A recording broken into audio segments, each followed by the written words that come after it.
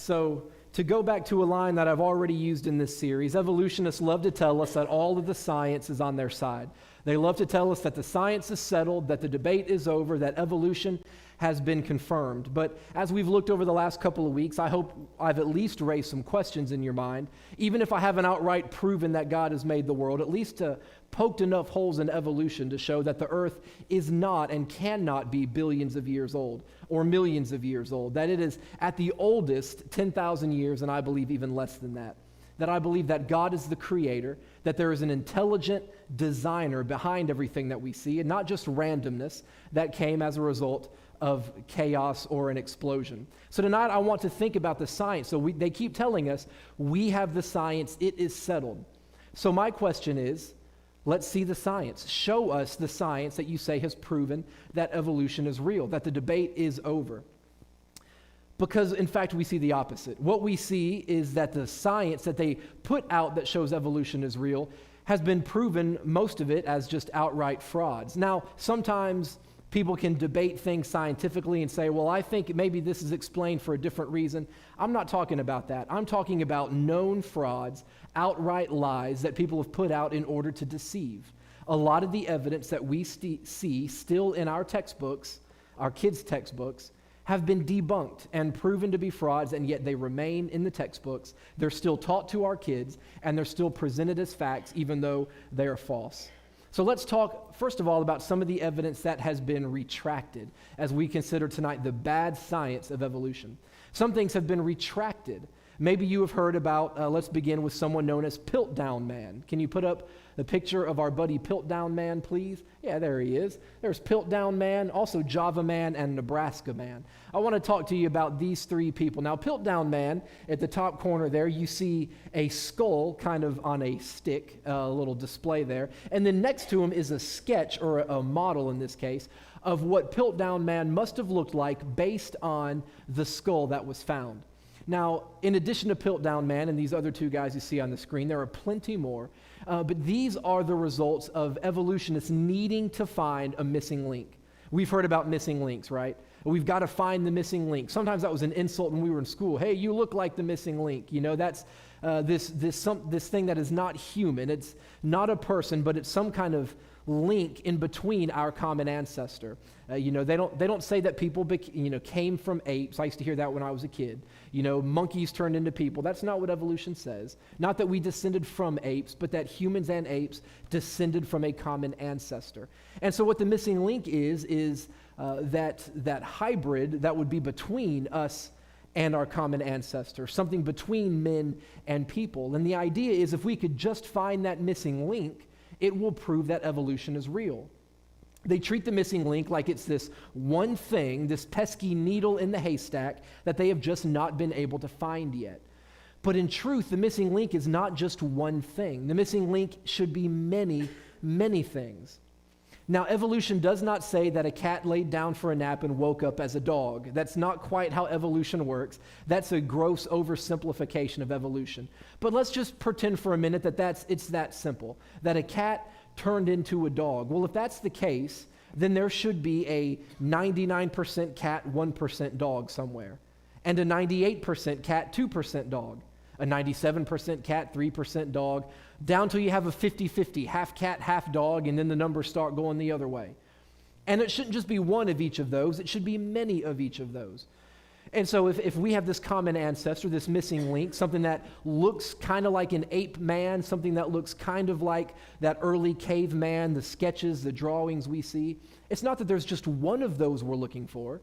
There should be lots of those from every single species. If cats turned into dogs, there should be half cat, half dogs. If apes turned into people, there should be half ape, half people on every single species. And with each of these having dozens to hundreds of bones. So the missing link is not one thing we just haven't found yet. There should be not a missing link, but billions of missing links. There should be bones from all sorts of hybrid species. Evolutionists need there to be missing links discovered to prove their theory. And as of this moment, you know how many missing links they found? A grand total of 0. That's right, you know that. They haven't found one yet. They need them. And so they keep talking about them. Once we find the missing link, once we find it, they're not going to find it because it doesn't exist. Cats didn't turn into dogs. We didn't descend from lower life forms. It did not happen. If we have dinosaur bones that are supposedly hundreds of millions of years old, then why don't we have these missing link bones that should be at most 10,000 years old? We don't have them because they don't exist. Because they don't exist, they've just made them up. So take Piltdown Man. You've got a skull there on a stick, and then you've got the sketch or the model beside him. They found the skull and they said, this is what he would have looked like based on the skull that we found. In the early 1900s in England, this skull was discovered, and it was immediately going around the world as the Piltdown Man. He is the missing link. He is one of our earliest ancestors. And so within just a few years of this discovery, more than 500 doctoral dissertations had been written on Piltdown Man. They'd put together models of what he looked like. His sketches were everywhere. He went into textbooks. This was proof Darwin was right. Evolution has been confirmed. We have finally found the missing link. It was not until 1953, half a century after hearing that Piltdown Man was for real, he was the missing link. In 1953, it finally came out that the skull that you see there, the top part of the skull was in fact human, but the jawbone underneath it belonged to a female orangutan. That was not some accident. Oh, my bad. I was wondering where I put my female orangutan jawbone. I put it over there with my human skull.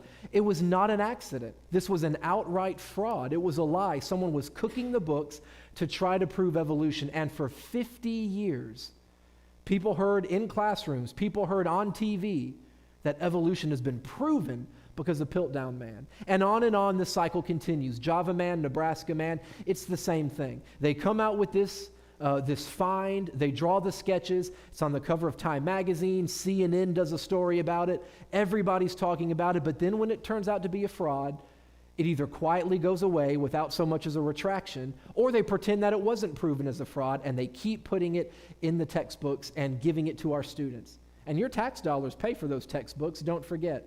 Let's think about Java Man. Nebraska Man. We'll do him next. Nebraska Man was discovered in 1922 in the state of Nebraska. What was Nebraska Man? Well, when you look at this sketch of what Nebraska Man looked like, you would think that they must have found a skull of Nebraska Man, but no, they found a tooth, a molar, one single tooth, and from that tooth they said, this is the missing link, and they draw this whole sketch of what that tooth must have belonged to. Proof of evolution. In 1923, Nebraska Man was discovered. In 1925, the Scopes monkey trial took place. Who knows what the Scopes trial is? Anybody remember the Scopes trial? Oh man, y'all need to know what the Scopes trial is.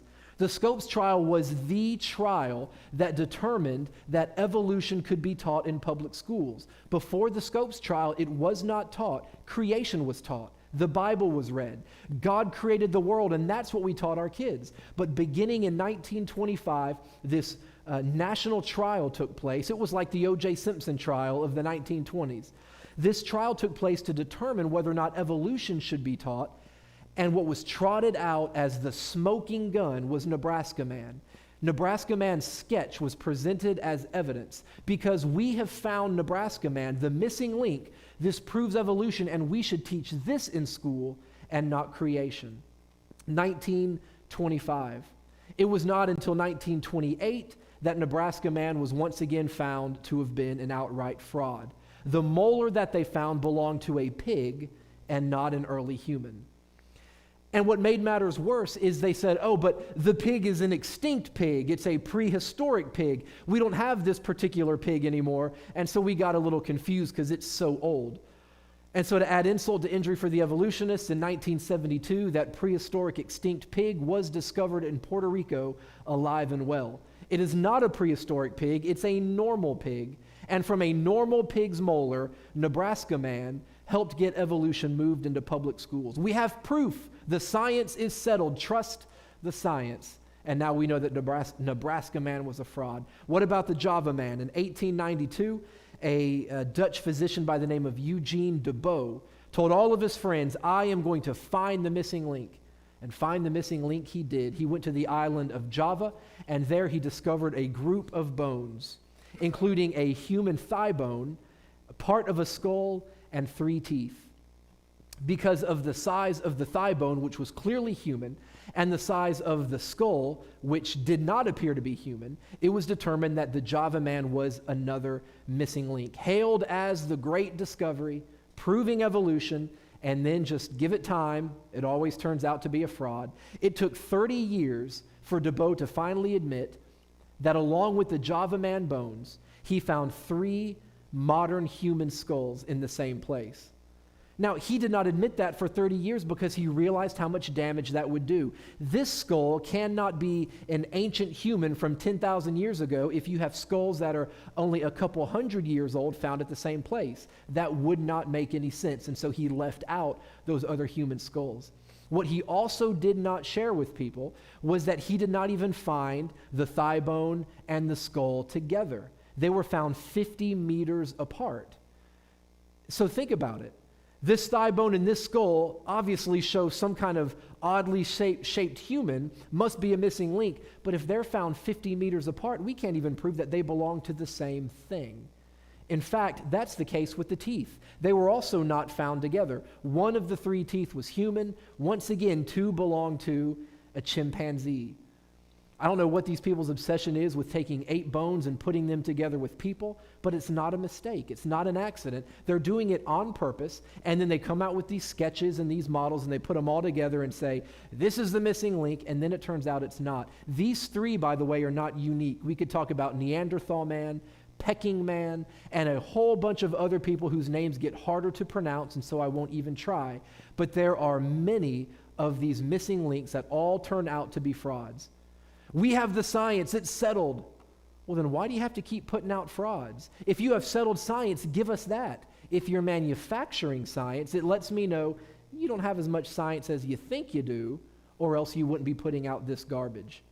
Can we talk about some of the other things that they have done that have been proven frauds? Let's talk about the peppered moths. Can you put the next one up? Thank you. Hope that's not too hard to see.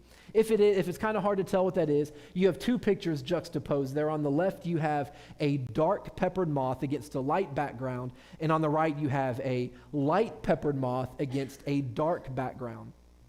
As the story goes, during the Industrial Revolution, when factories were being built, putting out all kinds of soot and smoke into the air, all that stuff that, contributed to global warming and stuff. While all that was going on, it was changing the landscape in such a way that the trees around the factories were now covered in layers of this soot. So you have 2 different kinds of peppered moths, dark and light, as you see in the picture. And the soot-covered trees, that's what you see on the right, the darker tree, it made the white peppered moth, or the lighter colored peppered moth, stand out so much that it was eaten by its predators. It was so easy to find and eat. And so the evolutionists put this in the textbook, and they say, because of the Industrial Revolution, the darker peppered moths became more prevalent. The lighter colored peppered moths had to evolve themselves into a darker color in order to survive. This is proof of survival of the fittest. This is still in textbooks, by the way. What the textbooks do not tell you is that the darker peppered moths do not actually land on the bark of trees. The picture that you see, which is taken from a textbook, is of a dead moth glued to a tree. True story. When I was in high school, I entered a photography competition. I had no interest in photography. I don't know why I did it. But I actually won an award for it I took a dead butterfly, which I just found in our backyard in Florida. We had these beautiful bright colored trees in our backyard, and I just carefully mounted the dead butterfly into the tree, took a picture of it, and I won a prize. Now, I didn't do anything dishonest. I didn't pretend that the butterfly was alive or anything, like, oh, what a great shot, you got that butterfly right there. It was dead. I had all the time in the world to take the picture. But it wasn't dishonest. I just took a picture of a dead butterfly stuck in a tree. This is dishonest. In the textbook, they're making it seem as if these moths perch in the trees, and so they had to evolve themselves different colors. And they know that's not true. They know the peppered moths, the darker moths, do not land in the trees, and so they had to manipulate the evidence in order to make it seem so. You might say, well, that's not really a big deal. Evolutionists would beg to differ. There's a biologist who, when this picture first came out, here's what he said. He's an evolutionary biologist. He said, quote, "This picture is a prize horse in our stable of examples," meaning this is one of our now go-to pieces of evidence. When he found out that it was a fake, he said that it was, quote, "like learning that it was my father and not Santa Claus who brought the presents on Christmas Eve." By the way, I hope I didn't burst any bubbles here or let any cats out of the bag with that quote. But he certainly let all the wind out of his sails when he found out that was fake, because this is so important to evolution's cause. Because it still appears in textbooks, someone tracked down one of the textbook writers who continues to use this picture, and they asked this author, "How can you keep using this picture when you know that it is a fraud?" And he said these words. He said he uses it because he said it's, quote, "The advantage of this example is that it is extremely visual. Later on, students can look at the work more critically." You know what he's saying by that? Yeah, I'm lying. Yeah, I know I'm deceiving people, but a picture's worth 1,000 words, and so I keep using it. Yeah, when they get older, they can think of the facts a little more critically. What would you think of me if I got up on Sunday morning and I said, "There's no hell, a loving God would never send anybody to hell. You just put your faith in Jesus, he loves everybody, you don't need to change anything." You say, "Hey, why are you preaching that?" I say, "Well, of course that's not true, but that way people can get saved, and then down the road they can learn more about hell." And now this guy is outright lying, and he's doing so saying, if I can paraphrase, "I'm going to get them eating out of the palm of my hand, believing that evolution is true, and they will never question it when they get older because they've seen this picture." That's what he really means by that. Yeah, I know it's a fraud, but hey, they can one day look at the work a little bit more critically, knowing that people won't.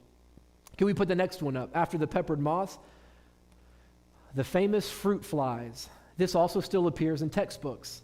On the left, you see a 2-winged fruit fly. That's the normal fruit fly. On the right, you see a 4-winged fruit fly. Now, in real life, you have never seen a 4-winged fruit fly because they do not exist. They do exist in the textbooks, though, because this picture still runs in many textbooks. Here's the story. Scientists were experimenting with what radiation will do to successive generations, and so they took a fruit fly and they administered radiation or exposed it to radiation to see what the babies would look like. Lo and behold, you have a 4-winged fruit fly, and we are supposed to think that 4 wings are better than 2. So this is used in textbooks to prove evolution, saying, because evolution says we get better as we evolve, that the 2-winged fruit fly decided that a 4-winged fruit fly would be even better, so it evolved those extra wings, and it became better through evolution. They love to experiment on fruit flies. Did you know this about fruit flies? They are born and they have babies within a matter of days. So if you want to experiment on pregnancy in the next generation, use fruit flies. You don't have to wait 9 months. Give it 2 or 3 days, and those babies have their own babies. I don't know how it happens, but it does. So they experiment on fruit flies. But here again is what the textbooks did not tell you. They post this one picture, the success story of the evolution of a fruit fly. Here's what else came from the fruit flies that they exposed to radiation. Some fruit flies had 0 wings. Some had wings that were too small to fly. Some had little shriveled up wings that didn't work. Some had really big wings that made them too heavy to fly. And lo and behold, there was one with 4 wings. So without any other explanation, they put the picture of the 4-winged fruit fly. They don't say anything about the freak fruit flies. By the way, there was one fruit fly that had legs growing out where its antenna should be. That was one of the things that was produced by exposing it to radiation. No mention of that in the book, just the picture of the 4-winged fruit fly. Evolution works, it's real, it's getting better over time. The textbook also didn't tell you that the 2 extra wings on the 4-winged fruit fly did not work, couldn't move them. The extra 2 wings are just a mutation, a genetic defect with no working parts, and the wings did not work. The extra weight from the 2 wings made the fruit fly unable to fly. So it is the exact opposite of what evolution teaches. It's getting better as it evolves. This fly can't even fly. It's not better than the normal fly, it's worse. It can't escape predators, it's a sitting duck. It can be eaten in a hurry. This is the opposite of evolution, but the textbooks just give you the picture and make you think 4 wings are better than 2. But the 4-winged fruit fly can't fly. And a fly that can't fly is not a fly at all, is it? What do you call a fly that can't fly? Oh, a dead. I was going to say a walk. A fly that can't fly is a walk. It's also, did you get that? Just not funny? All right. But no, I tried. But again, this is proof of evolution, still in the textbooks that your tax dollars pay for. The next one is the finch's beaks. Charles Darwin, as many of you know, came up with the theory of evolution, he says, by going to the Galapagos Islands and studying the finches. And while he was there, it just dawned on him, this whole concept of survival of the fittest. Now, in reality, as I told you in the first week, he plagiarized his grandfather's book, Zoonomia. He had already read it. He had already made up in his mind that evolution was what he wanted to be true. He didn't just look at these finches and say, oh my goodness, I believe in evolution now. He had already did, and he used these finches to help affirm what he wanted to believe. 2 weeks from tonight, we're going to talk about Darwin's motivation for what he did. But tonight, think about these finches. Here's what Darwin says. As he studied these finches over a period of time, he realized that when there was a drought or less food, these finches, those are all 4 finches on the screen, but they have different size and shapes of their beaks. So Darwin noticed that when food was harder to find, the finches' beaks would actually become longer and change their shape in such a way that they could go further to find food. They could go further into the ground or into the trees, wherever they would find insects. They would change their beak, and he said this is survival of the fittest. Well, this is really what we refer to simply as adaptation.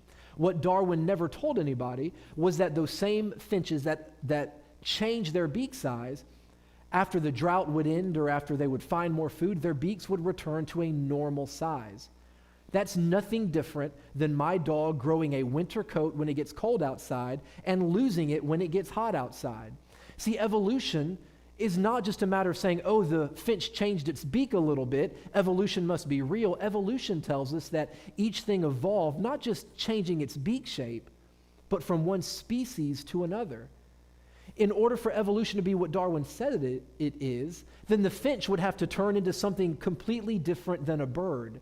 Not to remain a bird, change your beak, and then have your beak change, any more than my dog Jessie is just as much the same dog she was with her winter coat as she is with her summer coat. It's just an adaptation, something that is natural within animals. They know how to do this. The finch knows how to change its beak. The chameleon knows how to change its color. What evolution cannot account for is how animals know to do this. How did the finch know to change its beak? How does the dog know how to grow a winter coat? This is instinctive behavior. Instinct is not a tangible thing that can evolve. Instinct requires intelligence. See, either the first animals had instinct or they didn't. They could not have not had instincts and know how to do this because they wouldn't have survived. The finch would have starved to death. My dog would have frozen to death. The first animals couldn't have had instinct, or else they either had it, and then we have to ask, how did they get it? Or you say, oh, they evolved it. Well, how did the first ones survive? How did they live long enough? Like the shark I mentioned the other week, the digestive system. The shark evolved this digestive system so it could eat fish. How did the first one live long enough to survive and then pass on that code to the next? They either have the instinct at birth or else they don't, but they could not have evolved. Finally, the next one. Thank you, sir. The famous Embryo Sketches. A good friend of Charles Darwin, who we'll talk about again next week, Ernst Haeckel is his name. He drew these Embryo Sketches, and if you can't read what all those are, you can't read that, who are we kidding? What you see on there is, starting from the left moving in, you see a fish, a salamander, a turtle, rabbit, chicken, pig, calf, and then a human. Ernst Haeckel came up with this idea that with every human pregnancy, the developing human embryo repeats all of the cycles of evolution. So he drew these sketches. You see the top line, how all of those look the same. And his whole purpose in these sketches was to say that humans evolved, and with every birth, with every conception, there is a full replication of the evolutionary process. So when you were in your mother's stomach, you once looked no different than a salamander, a fish, a pig, a chicken, a human. They all look the same. And this is supposed to be proof of evolution. In fact, Charles Darwin himself said of this sketch, he said, this is, quote, by far the strongest single class of facts in favor of evolution. Charles Darwin himself, this is it. This is the smoking gun to prove evolution is true. Except, turned out that it's nothing more than a complete fabrication. Haeckel had no idea what he was talking about. He drew these pictures of what he wanted to be true. Right away, scientists began to push back and even ask him, how do you know what things look like when they're developing embryos? And people began to push back, and he eventually had to admit, yeah, I made the whole thing up. But Charles Darwin first said, this is the most important evidence that we have. You'll still see it, by the way, the whole concept of what Ernest Haeckel came up with there. But it has been debunked time and time again. Look, I could go on. I don't want to bore you, and so let me shift gears. But in light of all this, my question to you tonight is an easy one. If they say that the science is settled, why do they have to keep coming up with frauds? Why do you have to fake sketches? Why do you have to glue dead moths in trees? Why do you have to pass off pig's teeth as a human skull? Why do you have to take things that you know are fraudulent and put it out as science? If the science is settled, give me the science. Let me look at the data. But between this and the carbon-14 dating and the geologic columns, the things we've already talked about, all of their science, they're not simple miscalculations, they're outright lies, and they know it. So the fact is that the science is not on their side. In fact, I believe the science supports what the Bible says. I just want to talk about one scientific law tonight. I don't want to get too deep in science and bore you. I'm almost done. I know it's hot. But let's just talk about tonight the law of thermodynamics. Now, there are two laws of thermodynamics that we will consider. But the first law, and you might not know much about science. Oh, don't get into science stuff. This is basic. So basic that you probably learned it in high school, and every scientist in the world agrees with the law of thermodynamics. You will not find a scientist that does not affirm these laws. The first law of thermodynamics says in layman's terms that matter cannot be created or destroyed. Every scientist in the world believes that. Well, then how does evolution account for the creation or the origin of matter? Where did matter come from? The Big Bang does not answer the first law of thermodynamics. It does not account for the creation of matter. The explosion, if you will, from the Big Bang sent matter flying into the universe, but they don't even pretend that that accounts for where matter came from. They don't know. They have no plausible answer for where the matter came from. But the law of thermodynamics says it cannot be created. Genesis 1 says, in the beginning, God created. That's where it came from. In the beginning, God created. Out of nothing came everything. Simple answer, isn't it? So you can talk about the Big Bang, but where did the gases come from? Where did the subatomic particles come from? What caused the explosion? The Bible says in the beginning, God did it. The second law of thermodynamics, known as the law of increasing entropy, in layman's terms says everything in the universe tends toward disorder. Everything is running down.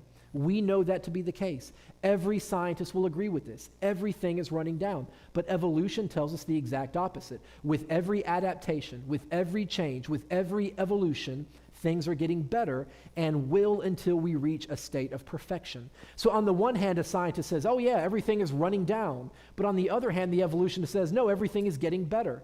You can't have it both ways. You must pick one. And since every scientist in the universe affirms the law of increasing entropy, then they should reject evolution out of hand. Things cannot be both getting better and getting worse at the same time. Evolution says things are bad but getting better. Science says things are okay but getting worse. The Bible says everything was once very good. God saw everything that he had made, and behold, it was very good. But then Adam and Eve sinned, and from the second they sinned, God cursed this planet, and now that which was once perfect is tending towards disorder. We talked about the sun shrinking, the magnetic field getting smaller, short-period comets burning themselves out, Niagara Falls eroding. All of these things show us that everything is running down. Our own bodies tell us when we crawl out of bed in the morning and we feel sore, our bodies, everything is wearing down. And so that leads us to an even better question tonight.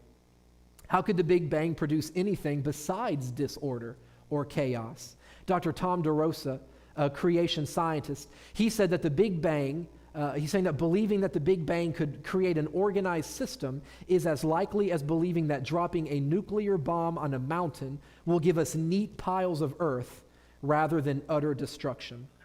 And if there was a Big Bang, that presents even more problems.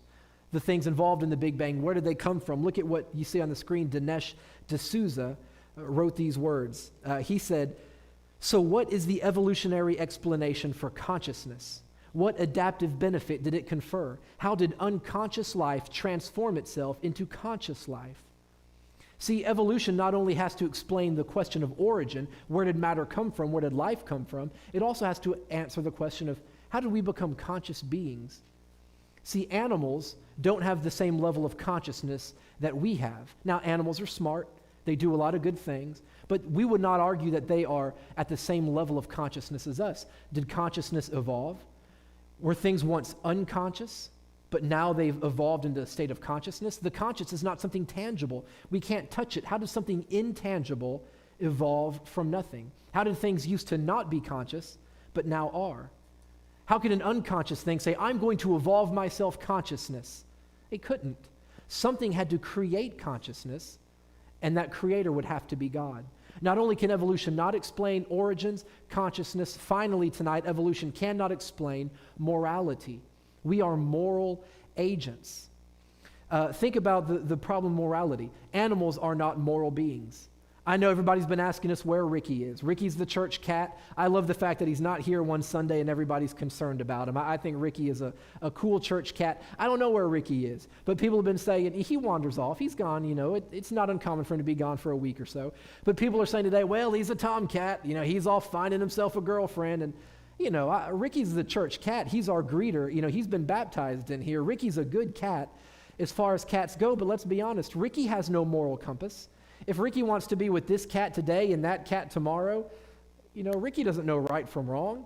He's an animal. Animals don't abide by the same basic set of morality that we do. For one animal to take the life of another is no concern to an animal. We operate by a moral code. We know that the taking of human life is wrong. We know that taking someone else's property is wrong. How do we know they're wrong? Well, the government said. No, we know that it's wrong before the laws were on the books. Remember Cain and Abel?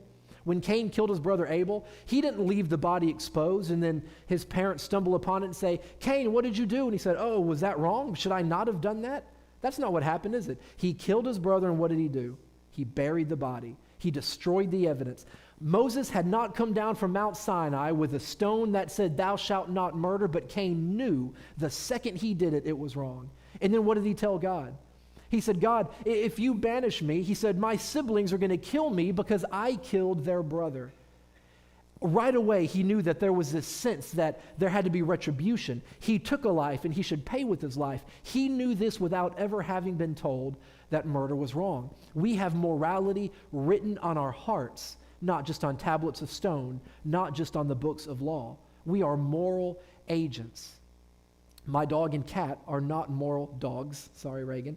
Our dogs and cat are not moral agents. So then the question arises, where does morality come from? If our dogs don't have it, how did we get it? Did it evolve when we went from lower animals to us? Did we evolve morality with us? Or is morality something that was given to us? How can you evolve morality? Again, it's not something you can touch. Animals can't evolve instinct, we can't evolve consciousness, and we can't evolve morality. Morality is something because we were created in the image of God, according to Genesis 1:27. Created in his image. Look, the reason for all of this tonight, the reason for all the junk science, the reason for all these frauds is simply that evolution is not true. They want it to be true, and so they've cooked the books and come up with fake evidence to help support it. Why? Because they don't want God to be real. That's what it all comes down to. I know this morning I went long. Give me 2 minutes and I'll be finished. Somebody asked me one time, you always talk about these scientists or the Discovery Channel. Somebody said, why? What's the motivation? What's their agenda? Why would they lie to us if that's not true? If evolution is not true, why are they lying? It's simply that. They don't want there to be a God. Because they don't want there to be a judge one day. They don't want to stand before a judge that says, depart from me, I never knew you. And you can't just take the Bible and say, let's get rid of the judge, although some have tried. But instead of getting rid of the judge, they decide to get rid of the lawgiver. They decide to get rid of God himself. The only way to get rid of the Lord, the judge, is to get rid of the creator. If we can erase Genesis 1:1 and remove God as the creator of the heavens and earth, then we can get rid of the Lord who tells us what to do and the judge who holds us accountable. They just want to get rid of God. And so they attack him as the creator. If God could not get the first sentence of his own book right, why should we read anything else that he wrote? If I went to the library and checked out a book on Abraham Lincoln, and it said Abraham Lincoln was the first president of the United States, I'd shut that book and discard it, because if they don't know which president he was, why would I trust anything else they say about Lincoln? And if God did not create the heavens and the earth, why would I care about anything else written in that book? They attack the first sentence, because if they can knock that down, then the whole thing falls. And so they make all this stuff up. But then they tell you, the science is settled, we win, we have all the science. No, they don't. Every piece of science they give you is based on a lie. The dating is based on junk. The Piltdown Manns and Nebraska Manns, the Peppered Moths and the Finch's beaks, it's all a sham, and they know it. So let's stand firm on God's word. When the whole world seems to tell us that we're just idiots and we don't get it, let's stand firm on God's word, because we don't have to make up fake evidence to prove our God is real. As I said this morning, I see Jesus every single day. I see him throughout the day in answered prayers and everything in nature. I see God in my life. I hear him speak to me through his Spirit. And so I'm not going to be changed because of something that evolutionists tell me. They're making up the science, and we have the eternal God who lives within our hearts. It doesn't get any better than that, folks. I've got everything I ever need when I've got the Lord within my life. So tonight, I'm not going to ask you to stand. You can sit right where you are. But let's have a time of prayer, and we're not going to have any... Thank you once again for tuning in to our live broadcast here at Putman Baptist Church. As always, we appreciate you being a part of our service from wherever you choose to watch.